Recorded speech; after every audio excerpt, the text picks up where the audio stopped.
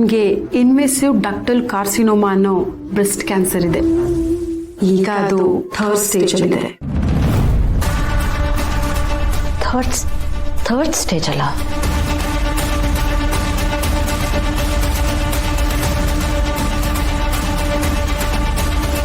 But ಈಗ medical advance ಆಗಿದೆ ಅಲ್ವಾ?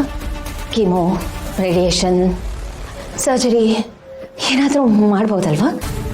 ಸ್ಟೇಜ್ 1 ಅಥವಾ ಸ್ಟೇಜ್ 2 ನಲ್ಲಿ ಇದ್ದಾಗಲೇ ಗೊತ್ತಾಗಿದ್ದಿದ್ರೆ ಖಂಡಿತ ಅವಕಾಶ ಇತ್ತು ಭೂಮಿಕಾ ಅವರೇ.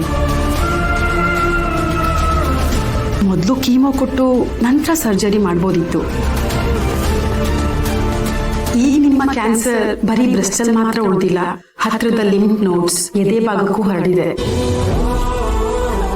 ಜೊತೆಗೆ ನಿಮ್ಮ ರಿಪೋರ್ಟ್ ಅಲ್ಲಿ ಬಂದಿರೋ ಕೆಲವು ಬಯಾಲಜಿಕಲ್ ಮಾರ್ಕರ್ಸ್ ಈ ಕ್ಯಾನ್ಸರ್ ತುಂಬಾ ಅಗ್ರೆಸಿವ್ ಆಗಿ ಬಿಹೇವ್ ಮಾಡ್ತಿದೆ ಅಂತ ತೋರಿಸ್ತಾ ಇದೆ.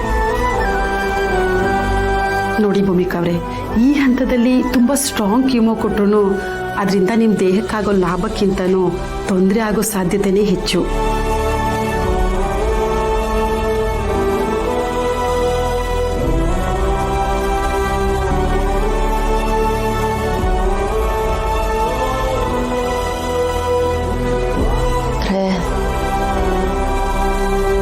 ನನಗೆ ಚಿಕಿತ್ಸೆ ಇಲ್ಲ ಅಂತ ಹೇಳ್ತಿದ್ದೀರಾ?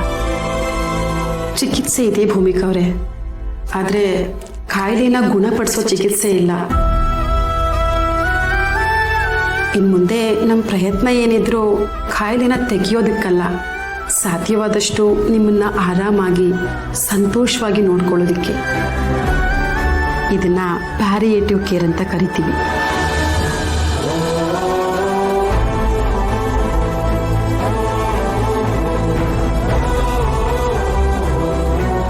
ಡಾಕ್ಟರ್, ಬಟ್ ನಾನು ನಾರ್ಮಲ್ ಆಗಿ ಇದ್ದೀನಿ. ನಂಗೆ ಇಷ್ಟು ದೊಡ್ಡ ಕಾಯಿಲೆ ಇದೆ ಅಂತ ಅನ್ನಿಸ್ತಾನೆ ಇಲ್ಲ. ಈ ರಿಪೋರ್ಟ್ ಪಾಪ ಬೇರೆ ಯಾರ್ದು ಇರ್ಬೋದಲ್ವಾ? ತಪ್ಪಾಗಿರ್ಬೋದಲ್ವಾ?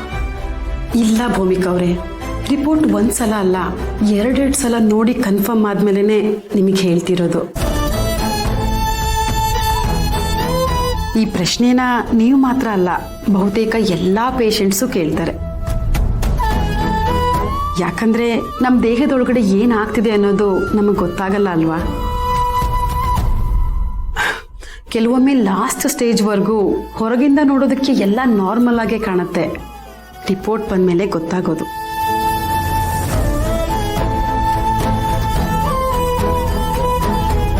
ಮುಂದೆ ಏನಾಗುತ್ತೆ?